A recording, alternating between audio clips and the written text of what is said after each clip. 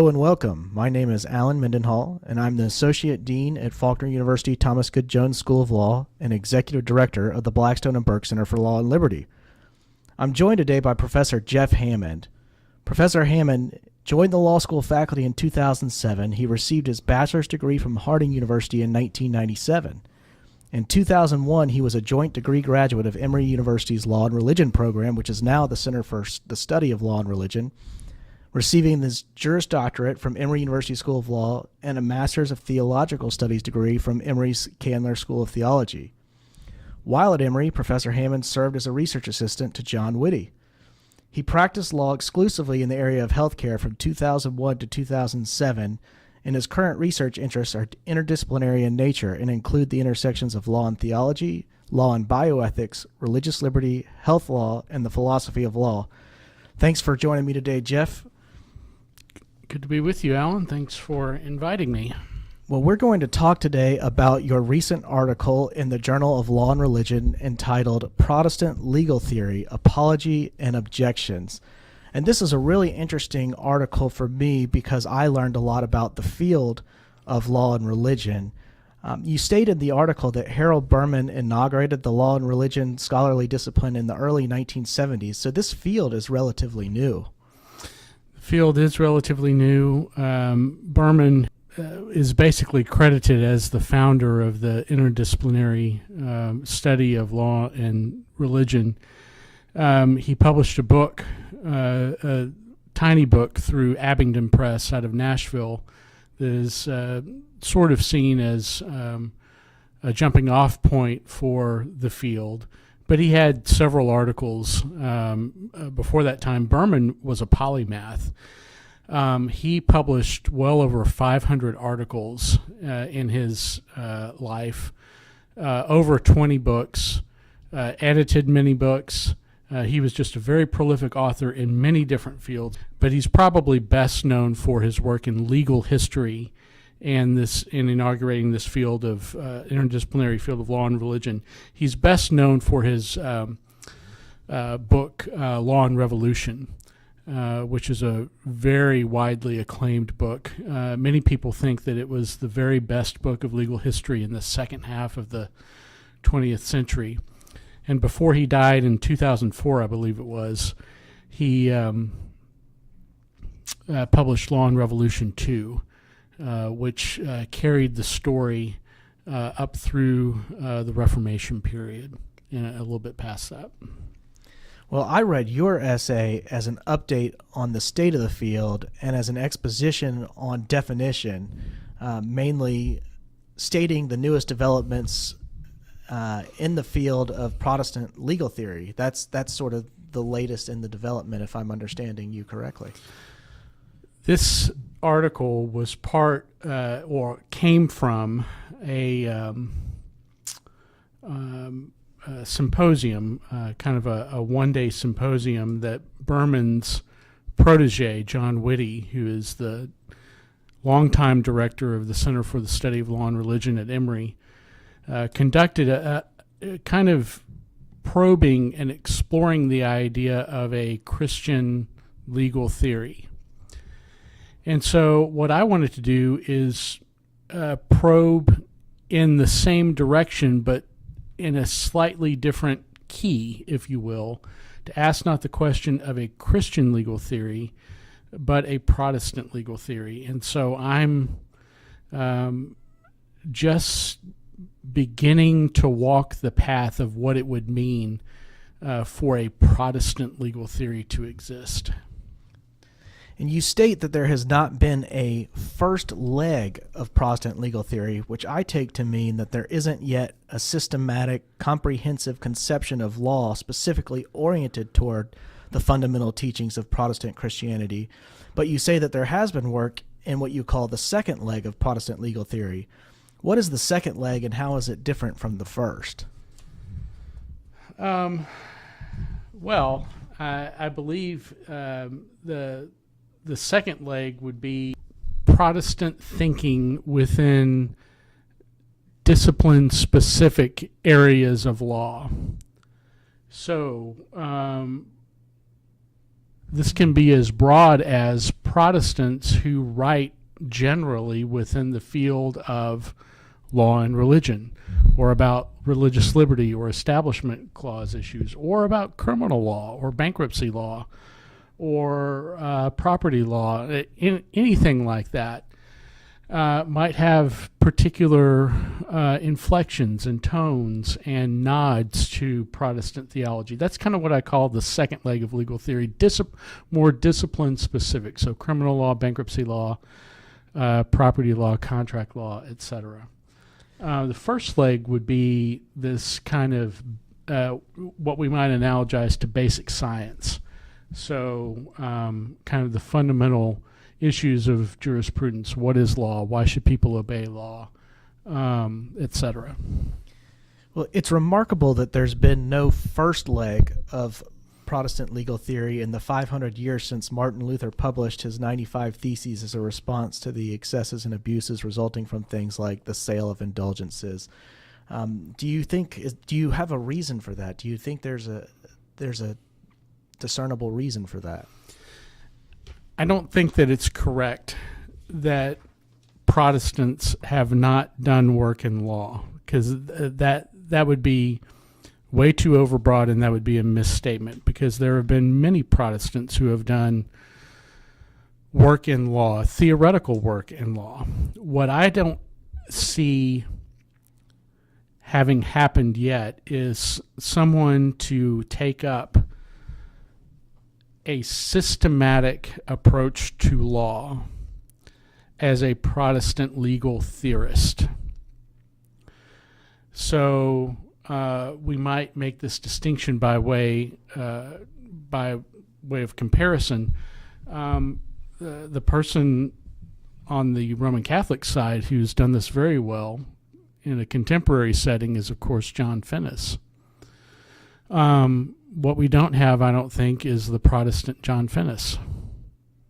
And Jeff, how would you define Protestant legal theory? What is legal theory, and how is Protestant legal theory either different, or how is it a subset of that category? Yeah, so legal theory, there are legal theorists who would disagree and would turn their noses up at this definition. But I'm taking legal theory, broadly speaking, to include both the first and second legs that I just described. So both the foundational basic science questions of what is law, why law should be obeyed, etc., and the second leg questions of how you apply those first leg questions to particular foci or disciplines within the law, like contract law, criminal law, etc. And you have this quote in the piece, and I really like the quote. It stands out, and it reads, "Protestant legal theory exists as a reason in and of itself to understand the law." What did you mean by that? I suppose I mean it this way. If Roman Catholics can have their own Catholic legal theory, then I simply ask the question, why can't Protestants have their own legal theory? Why can't there be an understanding of law based on one of the outgrowths of Protestantism? And here's the thing. There cannot ever be one Protestant legal theory. It will never happen. There can be a Reformed legal theory, there can be an evangelical legal theory, there might be an Anglican legal theory, there might be a Restoration legal theory, and many other substripes between those. And I'm sure I haven't named big categories among those four that I just named. But I suppose another way to answer your question, Alan, is this. Protestant legal theory exists as a reason in and of itself because, by my survey, it's something that can be done, should be done. I question, why hasn't it been done before as a systematic effort? And could you explain the difference? That's interesting, first of all. I want to say I like this idea of there being variety and multiplicity, and there's inherent flux and fluidity to Protestant legal theory necessarily because of the different branches and divisions within Protestantism itself, as opposed to in the Roman Catholic Church, there's a centralized body that pronounces different rules and interpretations and edicts and so on. And so I see you saying in some respects that Protestant legal theory is more of a bottom-up process of theorizing rather than a top-down. Yeah, absolutely. In some hierarchical Protestant denominations, I don't know if there would be anything wrong with it being top-down, but I suppose Protestantism in general is more of a bottom-up enterprise than it is a top-down one. And let me I want to say one more thing about your question of why Protestant legal theory. This may sound impertinent to say it this way, or it may sound, I don't know, impertinent's probably the best word. Why do it? Just because. By my lights, it hasn't been done before. You mentioned legal theory and legal theology. Mm-hmm. What is the distinction between the two? Legal theology, it seems to me, places more emphasis on theology than it does legal theory. Protestant legal theory, in distinction, places more emphasis on legal theory than it does theology. So the ball of dough that's going to be worked on is legal theory, and the flour that the baker uses to work with that ball of dough is Protestant theology. Were it Protestant legal theology, the ball of dough would be theology.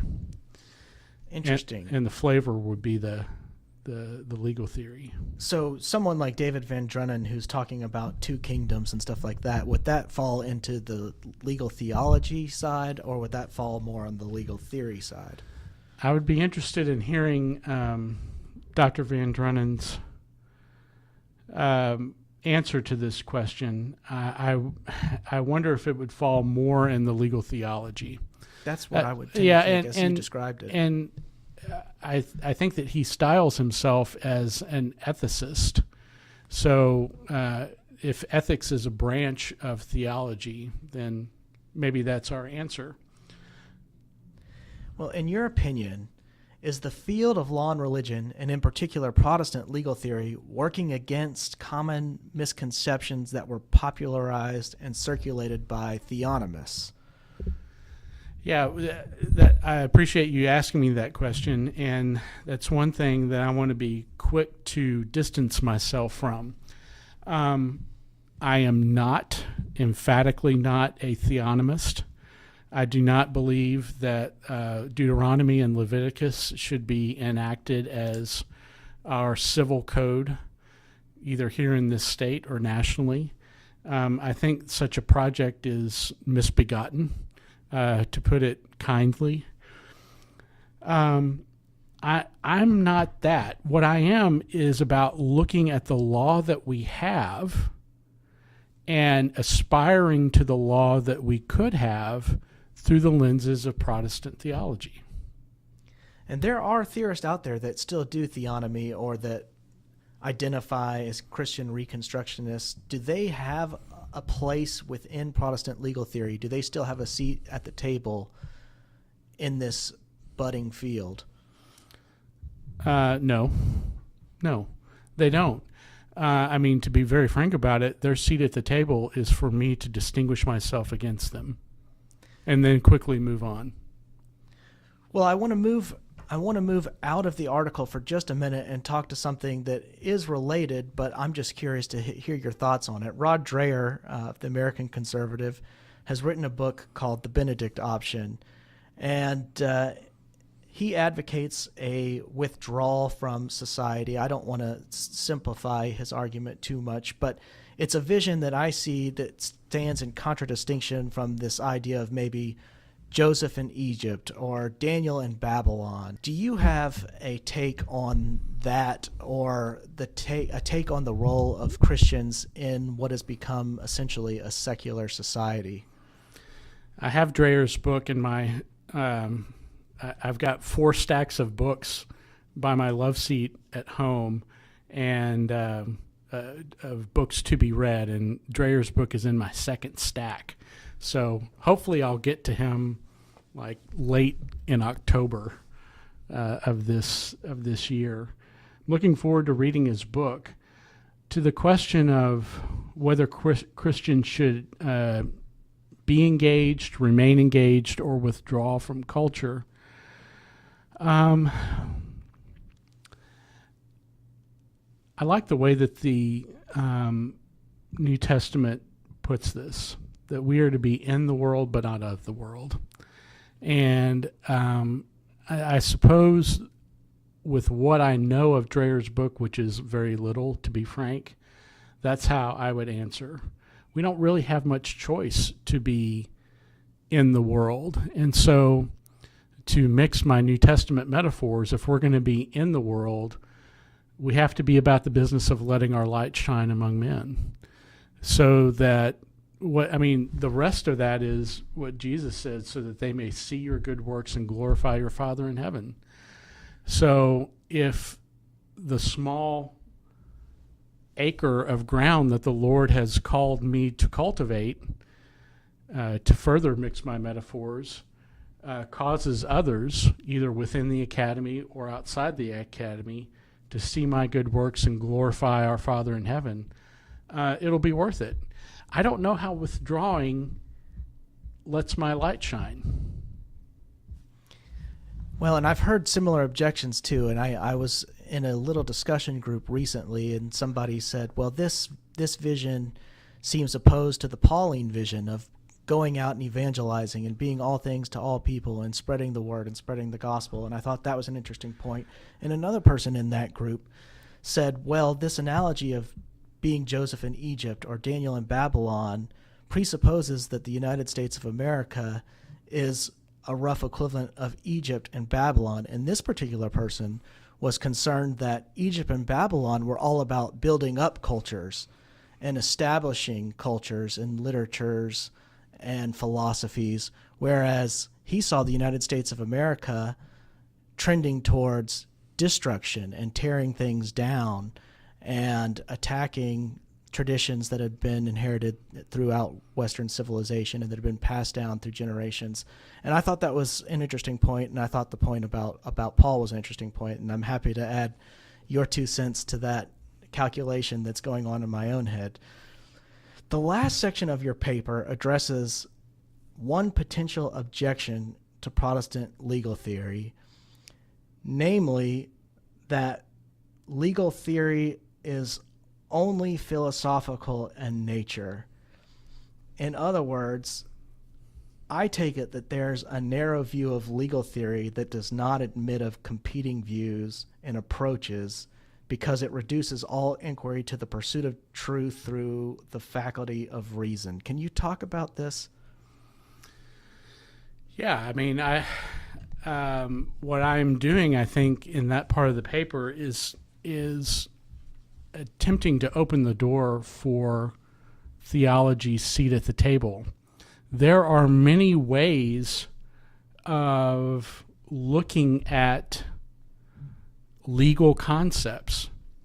Berman ascended to the pinnacle of his profession as a multi-strength scholar. So he was, for example, an expert on the law of trade. He was an expert on Russian legal matters. He was an expert in legal history writ large. He was an expert and founder of this field of law and religion. And he attacked legal concepts through his polymathic ways of looking at the world. Legal historians have their ways of looking at legal concepts.